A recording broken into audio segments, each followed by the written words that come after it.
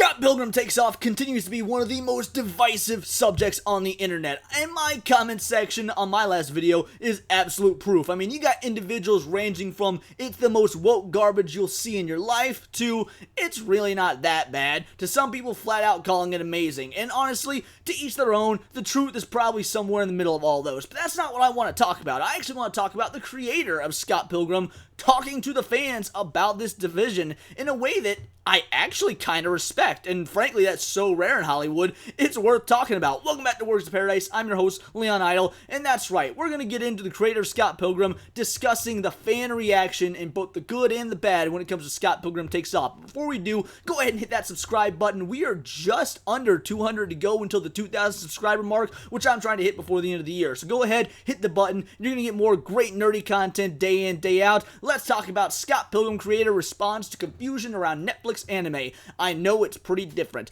The creator addressed fans directly, and I love it when creators do this, for one of two reasons. One, I love it because I think it's very important for creators that are still in love with what they're creating to stay in touch with their fans. I think it takes a very good and well-intentioned creator to actually say, hey fans, I hear you, here are your thoughts, I understand your thoughts, here are my thoughts. Whether you agree or disagree with what they end up saying, I at least appreciate when they openly and honestly do reach out to their fans. Now, whether they're being open or honest in this situation, I think you could go either way, and I'll explain why. The other direction they can go is they can reach out to the fans to be heinous and hateful and say, if you don't like it, don't buy it, which we've all seen before. And if you don't like my politics, don't buy my book.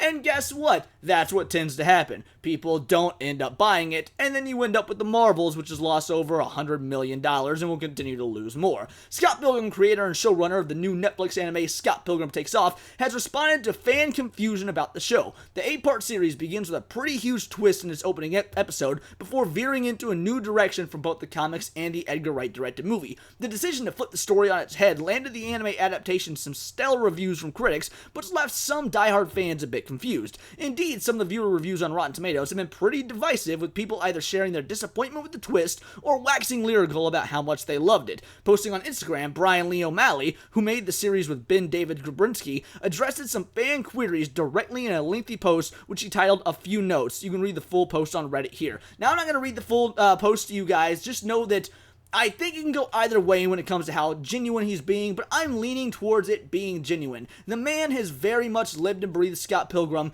ever since 2004, and I can only imagine how excited he was when the movie was being made in 2010, only for it to turn out to be a colossal failure financially, despite it since gaining a very, very strong cult following, including from individuals like your boy here. I'm one of the few people that did see it in theaters, and I loved it, so yeah, no wonder I made the video I did a couple days ago about how bastardized I felt that the advertisement was, and what's marketing for it was, and that the bait and switch happened the way it did. It wasn't even a critique on the show itself, but a critique on the marketing and why I think the agenda was there. However, let's read what he has to say. I personally wrote every script with D. Grabinski.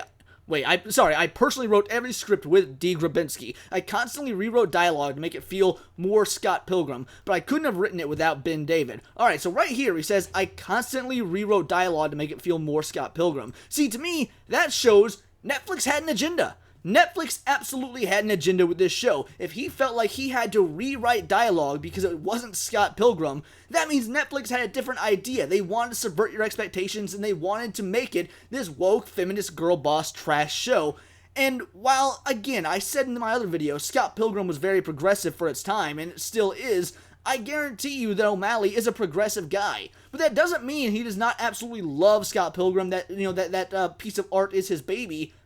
He doesn't want it entirely bastardized, but he still has to play within the rules of Netflix. Now, does that mean he should compromise his artistic integrity and just let them do whatever with it?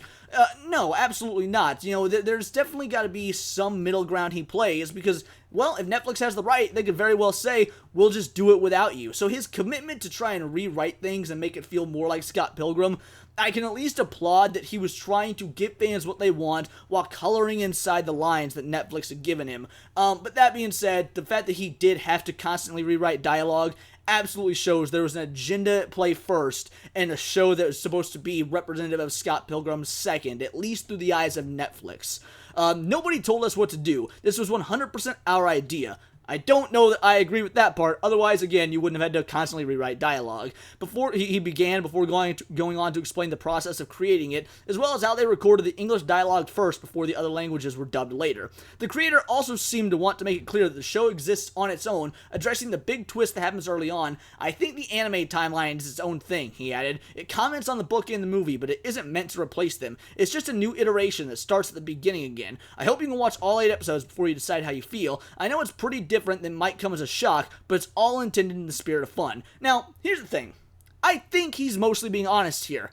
However, there is some room for this to be just lip service. He's gone on record as saying before he wouldn't come back to Scott Pilgrim, and I've mentioned this in other live streams and videos, but for those that might be new or haven't heard it, I'm going to repeat it, so just bear with me. He's mentioned it before, he wouldn't come back to Scott Pilgrim unless there was something new or interesting he could do. Well, what is this new and interesting thing that Netflix does? Replaces Scott and makes Ramona the main character. And I get it, that might be new for Scott Pilgrim, but it's not a new idea altogether. In fact, it's kind of been the only idea that Hollywood has had since about 2016 and onward. So the idea that, hey, it's intended in the spirit of fun, it might come as a shock, but this is all for fun. What could be fun about this project being the exact same as everything else we've gotten in Hollywood in almost the last 10 years that we've been constantly making videos and reports on? I mean, you guys might not like the Fandom Menace, you might not like Geeks and Gamers, you might not like every anti-woke YouTuber out there under the sun, but think about why they have millions upon millions of subscribers and all the support they do and all the financial resources. It's because the message they're giving people are tuning into because they agree with it, which means there's probably a lot of individuals out there who think the same as them, who think if they would just stop putting politically pandering agenda messages into my movies and TV shows and books and video games,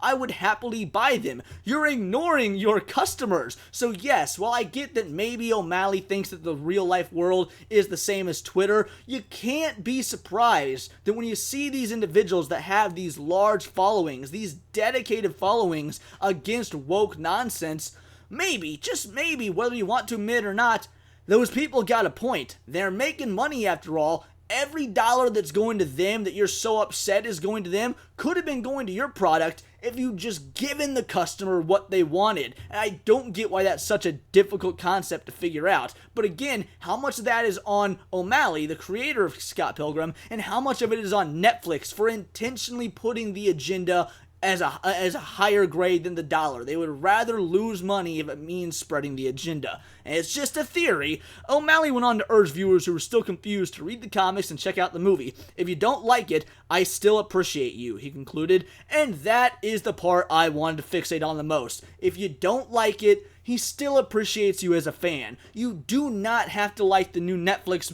version to be a Scott Pilgrim fan and to be appreciated by the author. And that is the thing that so many of these modern day writers and artists like to leave out. They leave out the appreciation for their fans unless those fans have the right political opinions. But here, we didn't get anything like that. We didn't get, if you don't like it, I still appreciate you, unless you voted for Donald Trump, or something stupid and political like that, like we have seen so many other artists do in the past. But here, we have someone that is fully admitting it's not going to be for everyone. He understands why it's divisive. He does implore you to watch all 8 episodes and decide for yourself, which again, I can completely appreciate. It's not something I'm going to be watching, at least not anytime soon, because, well, I just don't care because of the bait and switch. However, were the circumstances different, I could have seen myself watching this. I could have even seen myself possibly enjoying it were it marketed honestly, and that is a very big takeaway. But it's not like O'Malley is the one in charge of Netflix marketing. Either way, it is so very important for these sort of creatives to talk about how they appreciate their fans even when they do things different than what the fans want, or if the fans have issues, that those issues are addressed and still say, hey, I hear you, I respect that's your opinion, I might not agree with it, but I respect it. And that's the vibe I'm getting from O'Malley here. And once again, it's one that is very refreshing. Now, is he being honest about it?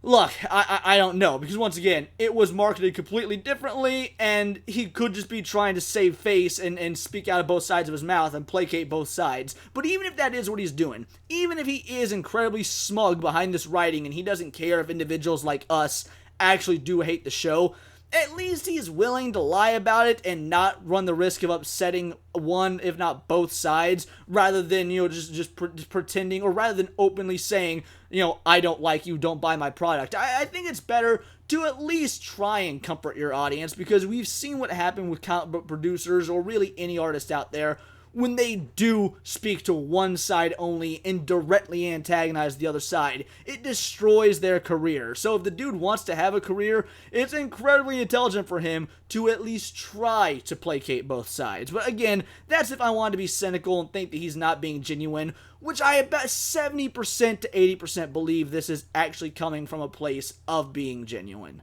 All in all, I'm still not going to be watching the show. I mean, look, it's 2023, almost 2024. I've had an absolute enough of girl boss television. I can only suffer through so many Ghostbusters 2016s and modern day Star Warses before I finally give up. And you know what? Scott Pilgrim Takes Off might be good. It actually might be good. I'm not saying it's bad, but what I am saying is you've burned me, Hollywood, and you've burned a lot of other people too. So even if it is good, you're not going to get us to watch it because you've done all this other bull in the past, and I'm so tired of it, and so is everyone else. So it doesn't matter if the author comes out and is in his good graces saying, I appreciate you as a fan. It's not enough to fix what Hollywood has spent the last 10 years destroying, and it's almost sad that it has to fall on his shoulders to do that or to say that, but that's the world we live in, and you can only blame yourselves for it. Netflix and Disney and Amazon and Max and Universal and all you other corporations that thought putting ideology above profit was a good idea. But those are just my opinions. Let me know yours in the comments down below, or let me know on X, where you can find me at BoltTheWord. And please do subscribe. I am a nerdy news channel. I cover nerdy news every day, not always about TV shows, but anime, movies, music, video games, you name it. Find me on Instagram at wordsofparadise_Leon, and remember, it's all here in the nerdosphere. And this has been Words of Paradise.